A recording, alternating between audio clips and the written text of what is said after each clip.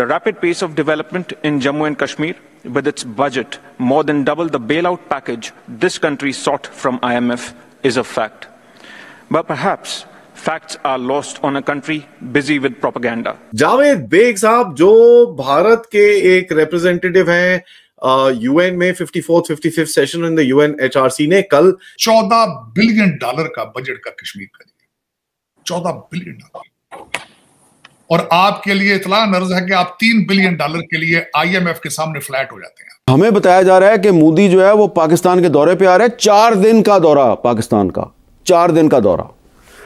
तो आप मुझे बताएं कि क्या आप उसको जाके रिसीव करेंगे या मैं उसको रिसीव करूंगा? उसके बाद हमारा क्या बनेगा? हम क्या मुंह दिखाएंगे कश्मीरियों को? 75 साल में भारत ने रेज करा है लोगों की हालत जो पाकिस्तान ऑक्यूपाइड गिलगिट बाल्टिस्तान और पाकिस्तान ऑक्यूपाइड जम्मू एंड कश्मीर के अंदर है। पाकिस्तान के अंदर जो 11 मुल्कों के एम्बेसडर्स 11 मुल्कों के एम्बेसडर्स का एक डेलीगेशन जो है वो स्वात जा रहा था, रास्ते में हमला हो गया। जब वो वहां पहुंचे तो जी उनके ऊपर जो है एक रिमोट कंट्रोल बॉम्ब के जरिए जो है कहा गया कि जी अटैक किया गया, जिसमें कि एक सिक्योरिटी ऑफिशियल जो है उनकी जान गई है, 3 लोग जख्मी हुए हैं। आज मोदी जो है वो क्वाड समिट्स कर रहे हैं और हमारे वजीर आजम को खबर आई होगी सर 11 सफीरों पे हमला हो गया जनाब पाकिस्तान के अंदर। तो ये रिमोट कंट्रोल मतलब सिक्योरिटी सिस्टम आप हमारा देखिए, आप हमारी जो एजेंसी है नंबर 1 एजेंसी जी, नंबर 1 एजेंसी, उसको देखिए कि उनको पता ही कोई नहीं लगा। नमस्कार दोस्तों, चैनल पर आपका हार्दिक अभिनंदन है। दोस्तों पाकिस्तान जो है वो हम कभी भी जो है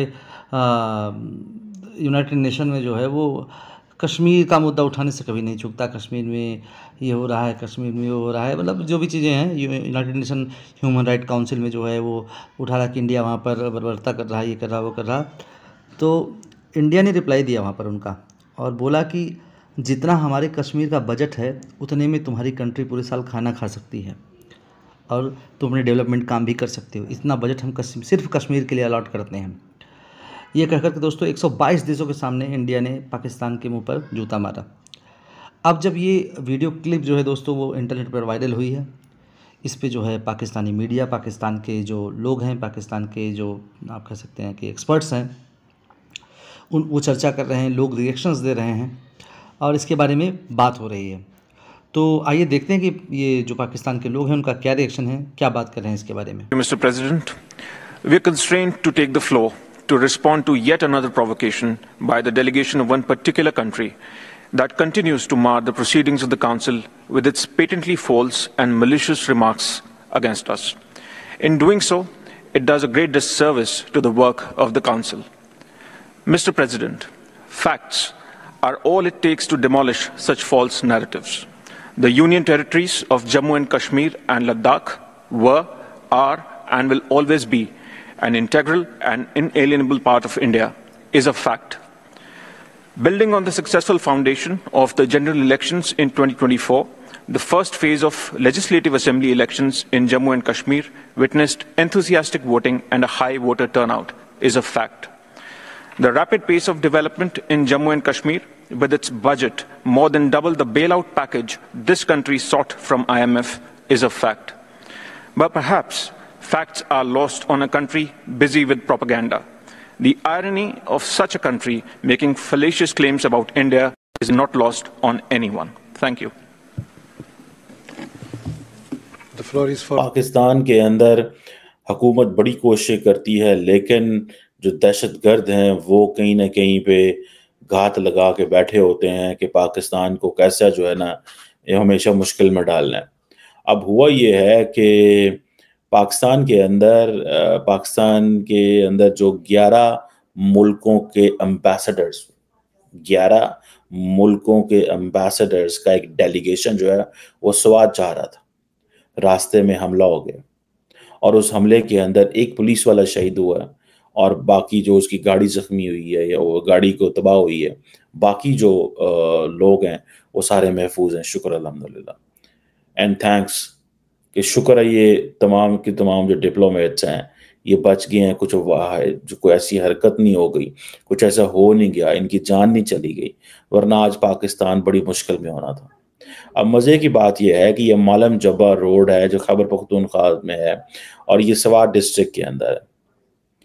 अब पुर्तगाल, Indonesia, Kazakhstan, Bosnia, Zimbabwe, Rwanda, Turkmenistan, Vietnam, Iran, Russia, Tajikistan के जो एम्बेसडर्स थे, डेलीगेट्स, वो इसका हिस्सा थे।